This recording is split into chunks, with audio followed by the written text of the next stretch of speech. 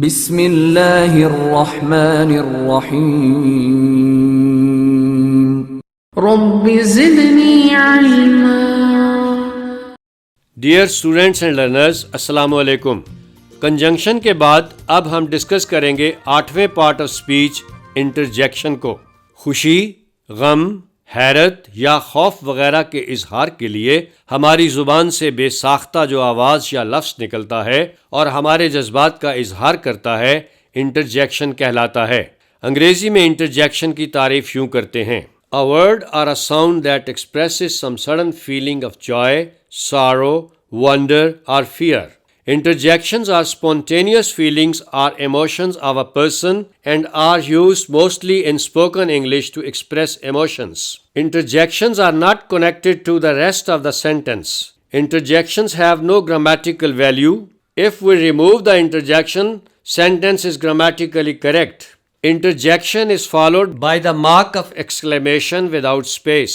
یاد رہے کہ انٹرجیکشنز کسی جملے کا حصہ نہیں ہوتے۔ اسپیکر، بولنے والا، فقرات سے الگ بھی انہیں اپنی کیفیت، ایموشنز کے اظہار کے لیے استعمال کر سکتا ہے۔ انٹرجیکشن کو ایکسکلیمیٹری ورڈ بھی کہا جاتا ہے۔ انٹرجیکشن کے بعد عموماً مارک آف ایکسکلیمیشن لگاتے ہیں۔ ایگزامپلس دیکھیے: hurrah we have won the match, آہا ہم نے میچ جیت لیا ہے۔ اس فقرے میں ہورا سے خوشی کا اظہار ہوتا ہے۔ الاس ہی ہیز ڈائیڈ، افسوس وہ مر گیا ہے۔ اس فقرے میں الاس سے غم، افسوس کا اظہار ہو رہا ہے۔ آہ واٹ اے ڈارک نائٹ، آہ کتنی تاریک رات ہے۔ اس فقرے میں آہ سے خوف کا اظہار ہوتا ہے۔ Bravo you have done well, شاباش تم نے اچھا کیا ہے۔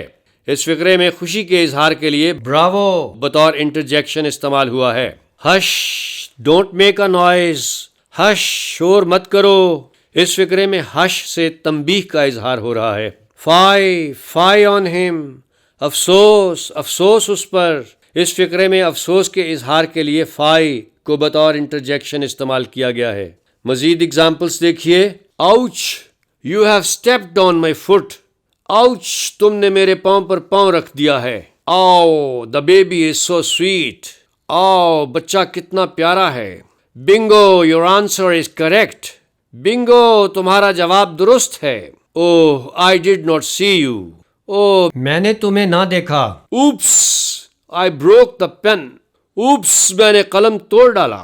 واو نائس فوٹو، واو عمدہ فوٹو ہے۔ Damn I lost the bet, damn میں شرط ہار گیا۔ Please don't talk during the lecture, برائے مہربانی سبق کے دوران گفتگو نہ کریں۔ Shit the light has gone, shit بجلی چلی گئی ہے۔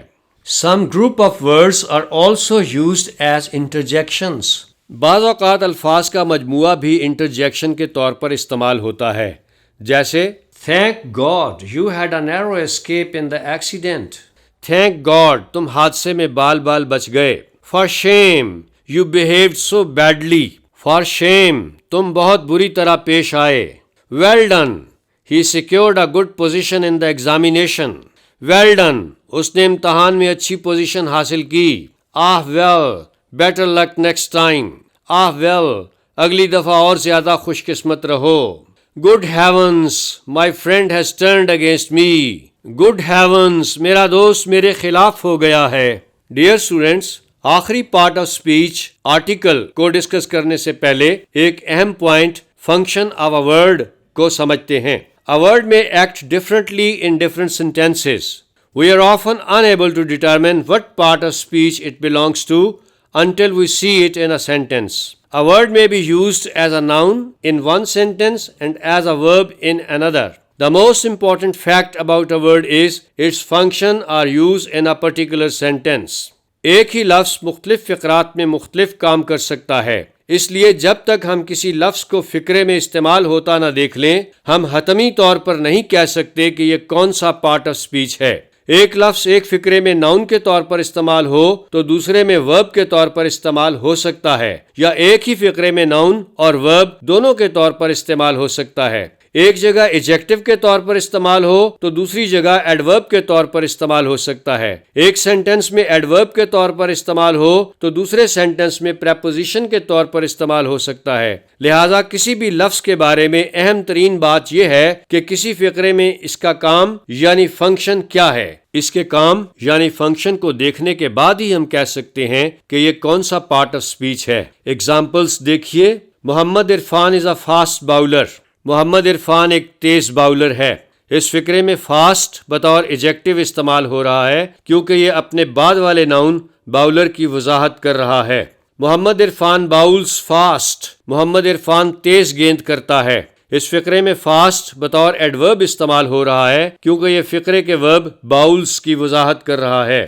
Don't go near the fire. آگ کے نزدیک مت جاؤ. اس فقرے میں نیئر بطور ایڈورب استعمال ہو رہا ہے کیونکہ یہ فقرے کے ورب گو کی وضاحت کر رہا ہے. My house is near the mosque. میرا مکان مسجد کے قریب ہے. اس فقرے میں نیئر بطور پریپوزیشن استعمال ہو رہا ہے کیونکہ اس فقرے میں نیئر نے دو ناؤنز مائی ہاؤس اور ماسک کے درمیان تعلق کو ظاہر کیا ہے. Gardeners water plants but a lot of water is wasted. مالی پودوں کو پانی دیتے ہیں مگر بہت سا پانی ضائع ہو جاتا ہے. اس فقرے میں پہلا واٹر بطور ورب استعمال ہو رہا ہے جبکہ دوسرا واٹر بطور ناؤن استعمال ہو رہا ہے. He spoke in a loud voice.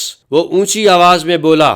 اس فقرے میں لاؤڈ بطور ایڈجیکٹو استعمال ہو رہا ہے کیونکہ لاؤڈ نے اپنے بعد والے ناؤن وائس کی وضاحت کی ہے. Don't talk so loud. اتنی اونچی آواز میں بات مت کرو. اس فقرے میں لاؤڈ بطور ایڈورب استعمال ہوا کیونکہ لاؤڈ نے فقرے کے ورب ٹاک کی وضاحت کی ہے. مزید اگزامپلس ٹرسٹ انگلش گرامر میں دیکھیے. Dear students and learners, next lecture میں ہم آخری پارٹ آف اسپیچ آرٹیکل کو ڈسکس کریں گے.